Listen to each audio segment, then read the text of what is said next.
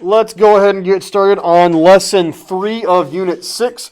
So we've already covered graphing one variable inequalities. Today we're going to be graphing two variable inequalities.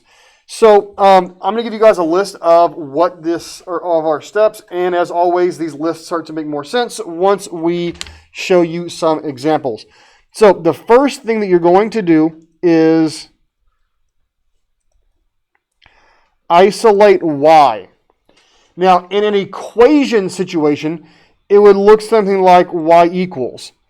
Now, in this case, it's going to end up being y is less than or equal to, y is greater than, something like that. Okay, our next step is going to be to plot points on the graph.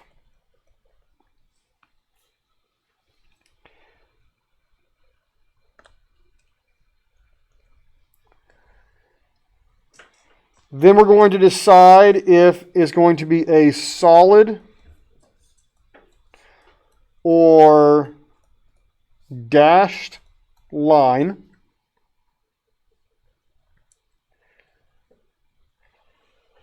And then we're going to decide if we're going to shade above or below.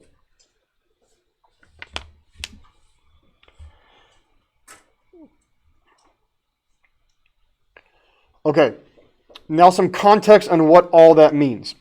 When we had single variable inequalities, when we had something like this, x is greater than 8, what we would do is we would take a number line with 8 on it. We would then decide if it's an open or closed circle. In this case, it would be an open circle. Then we would decide which direction to shade, greater than shades to the right. And that was all we had to do. And what this meant was any point that I could draw anywhere inside of this region, actually, you know what, I should be doing that with a different color. Any point that I could draw inside of that shaded region is a solution to the inequality. So like, for example, if I took this point right here, 10, and plugged it in, 10 is greater than 8, and that is true. Any point that I put over here on the outside that's not shaded, let's go with right here 6. If I plug in 6 is greater than 8, that is not true. So that's what our shaded line meant. Well, now we're going to have stuff that looks more like this. Y is greater than x plus 2. Well, in this particular case, it's not going to be a simple just line graph. It's actually going to have to be graphed in a Cartesian plane. Because in this scenario up here, when I had x is greater than 8, there's only one variable. Therefore, there's only one dimension to graph on. And that dimension is horizontal, left and right. Well, now I've got two variables. I've got y and I've got x. And so I've got to graph that on two dimensions with two axes, which is my x and my y coordinate plane. Now, the good news about this is that they are going to graph in the exact same manner as you graphed your lines originally. We're still going to find slope. We're still going to find y-intercept. So, in this particular graph, I would go through and I would go up to my y-intercept of 2, my slope of rise 1, run 1. I'm going to draw the line. I'll tell you what the dashed line means, all that in a second. And then I'm going to shade one region of the graph, which is going to be, in this case, up here. Again, I'll explain how that happens in a second. What this means, though, is that any point that I choose inside of the shaded region, let's choose this point right here, the point 3, 0. If I were to plug that into the inequality, 0, what? Oh, thank you. 0, 3. Whenever I plug it in, 3 is greater than 0 plus 2. That checks out because 3 is greater than 2. Any point that I choose out here, let's again use an easy one. Let's use the one I actually originally said, 3, 0. If I plug that one in, 0 is greater than 3 plus 2. that is not true because 0 is not greater than 5. So any points inside the shaded region make the inequality true. Any points outside do not. Okay, that's why we're doing all this. Okay, so just like on the one variable inequalities, we have to learn how different things work. Okay, as far as originally we had solid dot and open dot. On these, we don't have solid dots and open dots. We have solid lines and dashed lines. Solid lines are going to come from less than or equal to or greater than or equal to, just like the open dot did. And the dashed line is going to come from less than or greater than, just like the open dot did. Now, shading above and below is actually really, really easy because if I say greater or greater than or equal to, well, greater sounds like it's above. So when we have a greater or greater than or equal to, we're shading above. And in the same respect, less than and less than or equal to are going to be when we shade below. Okay, so now I'm also going to point out step 1 right here. Everything on page 1, this is already done for you, so we don't have to worry about step 1. When we jump onto page 2, we're going to have to start doing that skill. Now, we practiced back in, I think, unit 4, converting things from standard form to slope intercept. So all of that stuff from converting standard form to slope intercept is what we're going to be doing right here. So that's 2 or 3 steps depending on the problem. Actually, no, take it back. It's always 2 steps. Okay. So what we're going to do is we're just going to solve or figure out our slope and our y-intercept. So looking at problem number 1, what is my slope? 1. Are you sure? No. Oh. Yeah, they said 1, and actually, yes, that's right. Remember, slope answers the question, how many x's are there? In this case, there's only 1. If there's not anything written, we have our understood hidden 1 there. So my slope is 1 over 1. What's my y-intercept? 2. So graph this exactly like you would before. This is what step 2 is. Plot points on the line. The first point we plot is the y-intercept of 2. Then we plot other points based on our slope. Rise 1, run 1. Rise 1, run 1. Rise 1, run 1. And I can go both directions with that. Then I'm going to take my straight edge.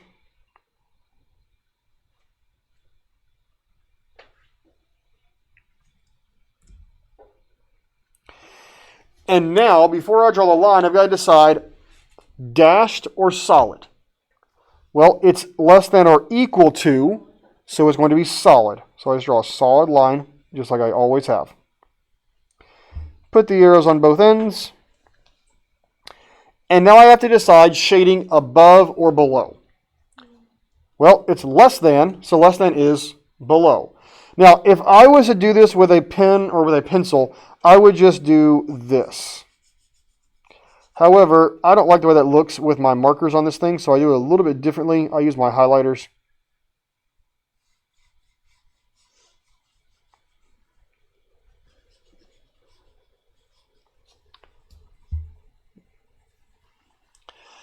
Now, I want to caution you against getting too overzealous on your shading, because when we get to the bottom, the very last 2 examples on here, if you get in the habit of shading too much, it's going to cause yourselves problems. And here's what I mean by that. If you shade, lightly like this, that's fine. If you start scribbling every single possible, doing this sort of thing, like I said, it's going to cause you problems later on, okay? So just be careful about that. All right, number 2. Slope of number 2.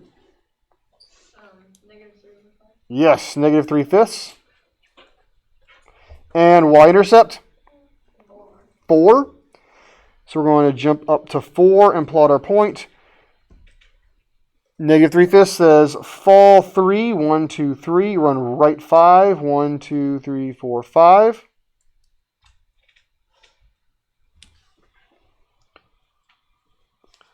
Okay, now I've got to decide solid or dashed. Yep, greater than without an equal to says dashed, so I use a dashed line. And now I have to decide shade above or below. Well, greater than means shade above.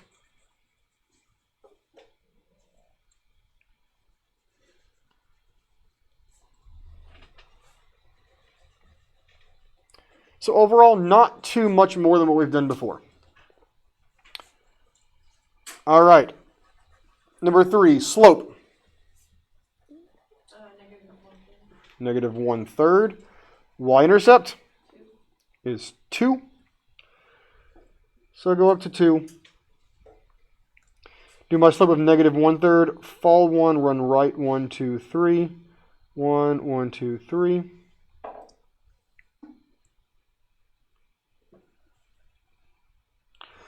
And now I get to decide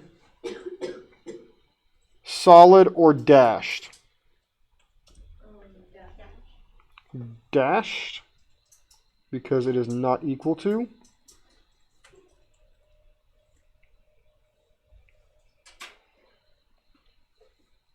I just realized on number 2 I forgot my arrows.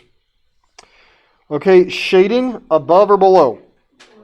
Less than says below.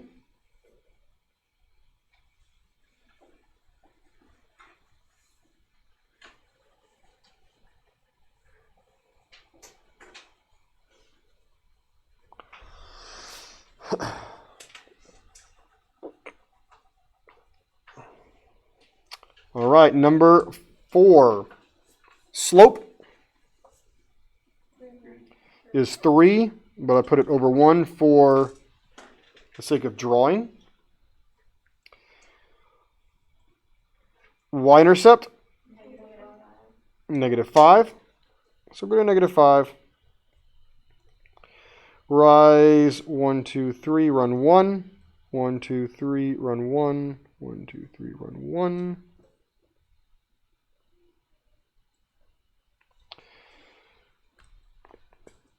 Now, solid or dashed? Solid. And above or below?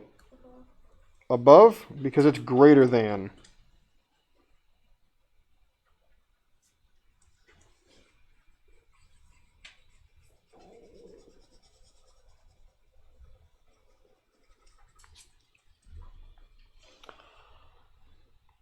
All right, 5 and 6 are the oddballs. On both of these, there's only one variable. And so, I want to go ahead and point out that you don't technically need a Cartesian plane to graph this. You only really need one axis. I mean, what we could do on both of these is we could jump in here and say negative 3 and 1. We could jump in and say that this has got an open circle and it is greater than, so it goes to the right. Over here, this one has got an open circle and is greater than, so it goes to the right. In theory, you could do that. However, this is not we got to be able to handle this on a graph as well, because these vertical and horizontals will come up. So in this particular situation, we're actually in our old Hoy-Vux scenario. Okay, so the first one, y is greater than. Is that going to be a Hoy or a Vux? It's Hoy because we got the y. Now remember when we got the y there in Hoy, the slope is 0. And it is a horizontal line. So, the y-intercept is also just whatever that number is, negative 3. So we go down to negative 3, and this is a horizontal line.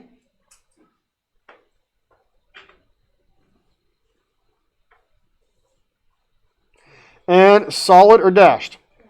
Dashed. Actually, you know what? Let me use a different color here. And then, do I shade above or below?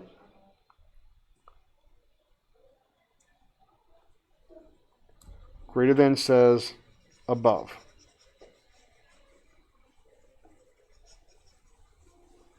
And I also want to point out that if I had taken this whole thing and just rotated it up and done it this direction,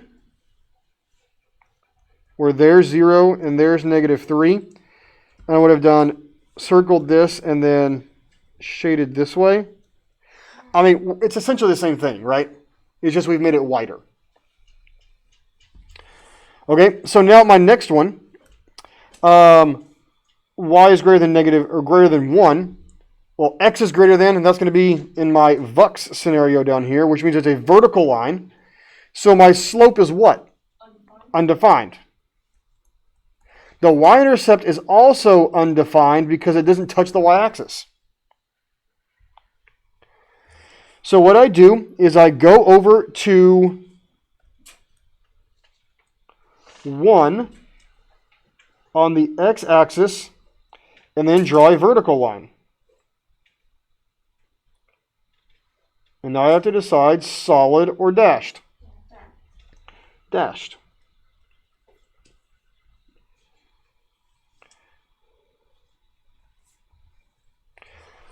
And now I got to decide what side to shade.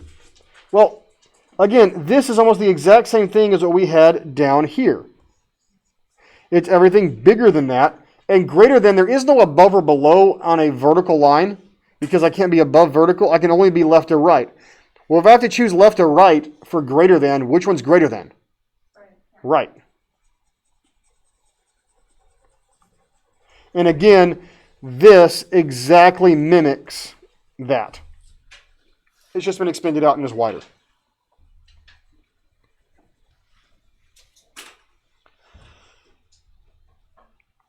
All right. I told you on the second page we're going to have to do some that have some solving steps on them. Now we're invoking that step 1 up at the top where we have to isolate y. So again, treat these exactly like you would an equal mark. And our first step, anybody remember to get y by itself? Add what? Okay, so not just 2, subtract 2x on both sides. That's going to give me 4y is less than or equal to. I'm going to write these in the order I prefer. -2x plus 8, which you can do as long as they keep their respective signs. The 2 is negative, the 8 is positive. Now what?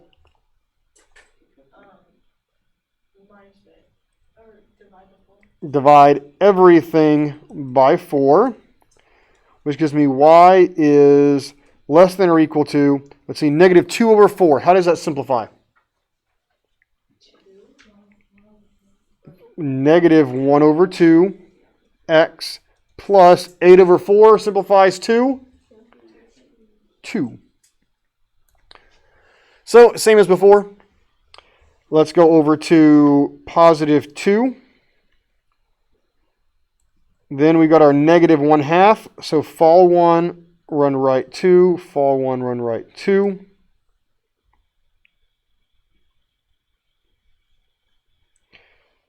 Then solid or dashed line. Solid line. And now above or below. Less than, yes, less than says below.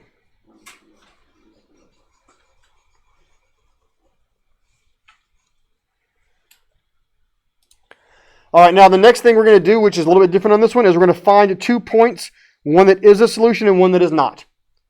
So I need a point that is a solution to this graph.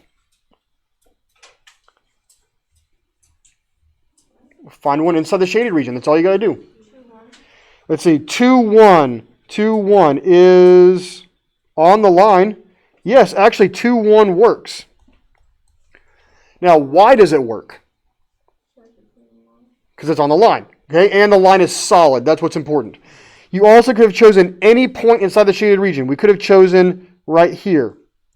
-2, 1 also works. Okay? Pick one. Your answers can be whatever you want as long as it's inside the shaded region or on the line. Now let's find one that's not a solution.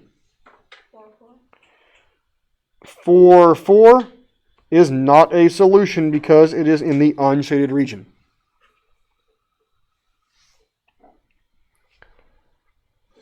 All right. Number 8. What am I going to do to get y by itself? Well, it's negative 3 times y. So divide everything by negative 3. And that's going to give me y. Now remember, when I divide by a negative, I invoke that golden rule of inequalities. I've got to flip the inequality sign over because I divided by a negative. Negative 3 divided by negative 3 is 1. And then that gives me minus 1/3 x.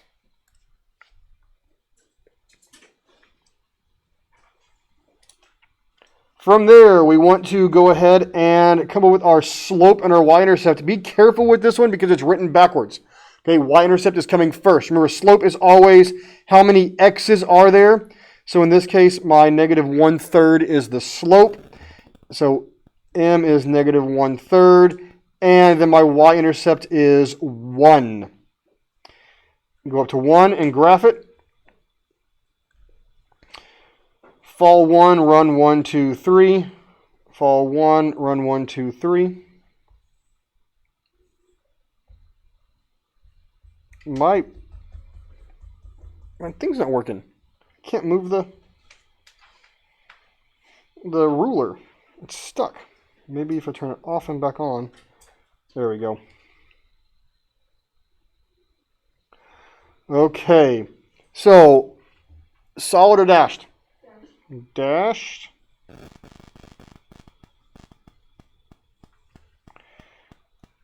Put the arrows on it. Shade above or below? Okay, less than is below. And you got to be careful on this one because if you had not flipped the inequality sign, you would be shaving above into the wrong region. Okay, let's find a solution. Any of this is a solution. Anything.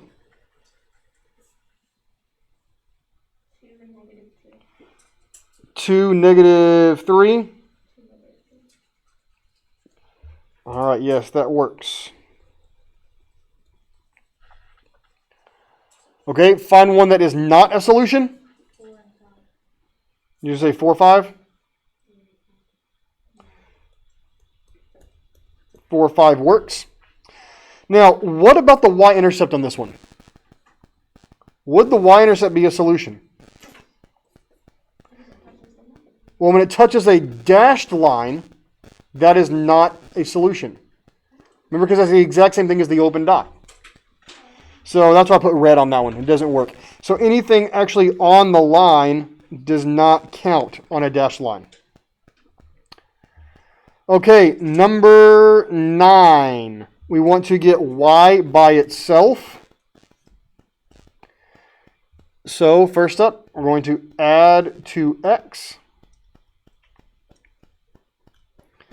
Gives me y is greater than or equal to. And I'm going to write these in the order I'm used to. Positive 2x minus 4. And so now my y-intercept is negative 4. My slope is positive 2 over 1. Rise 2, run 1. Rise 2, run 1. 2, 1. It worked that time.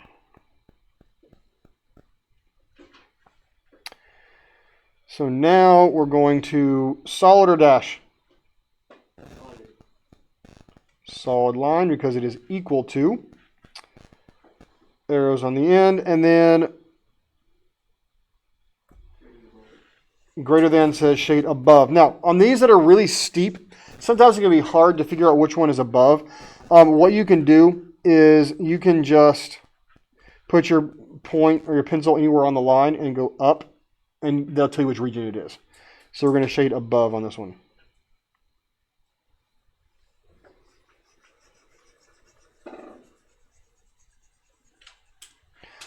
Okay, a point that is a solution.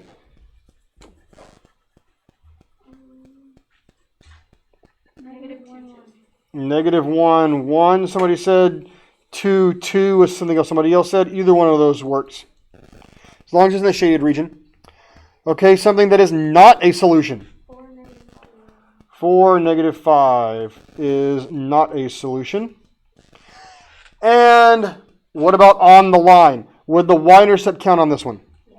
Yes, solid line on the line counts. So y-intercept counts, x-intercept counts, anything on the line counts. Okay.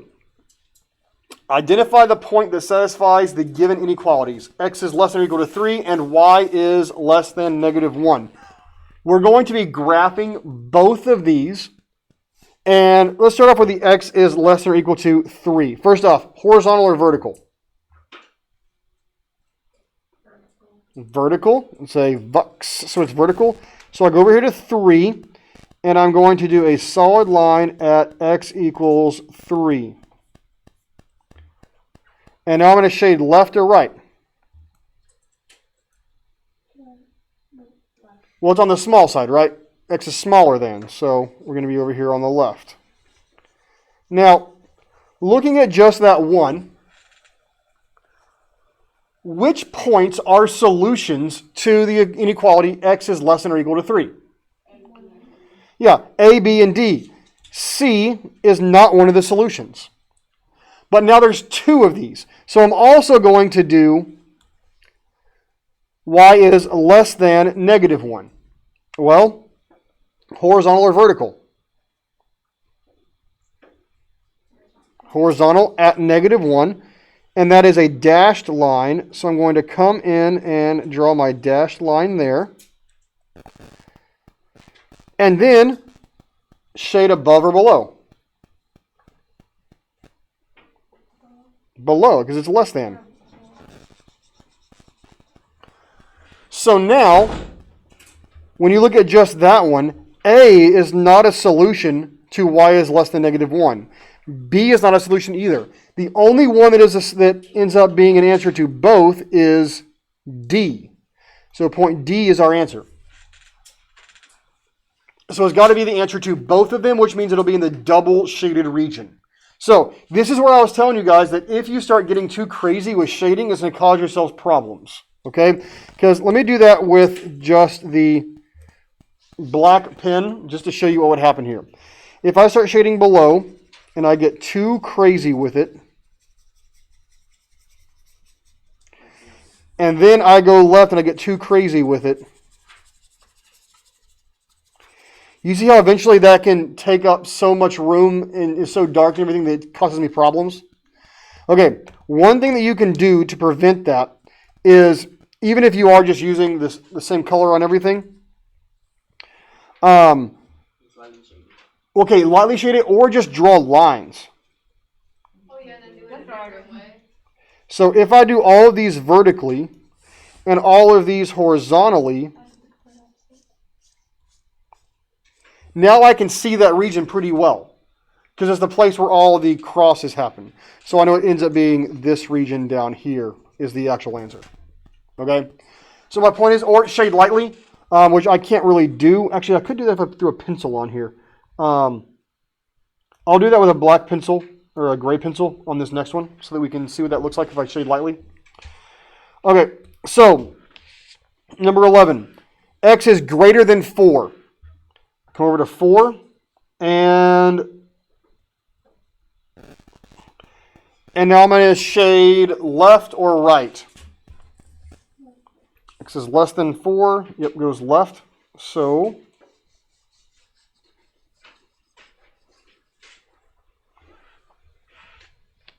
okay.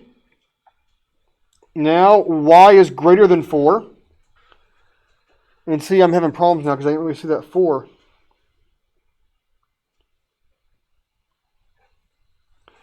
There we go. And now my shaded region here. Well, man, see, this will still a little bit of an issue. Let's see if I do it like that's a little bit better. That's why I honestly just prefer doing it like this.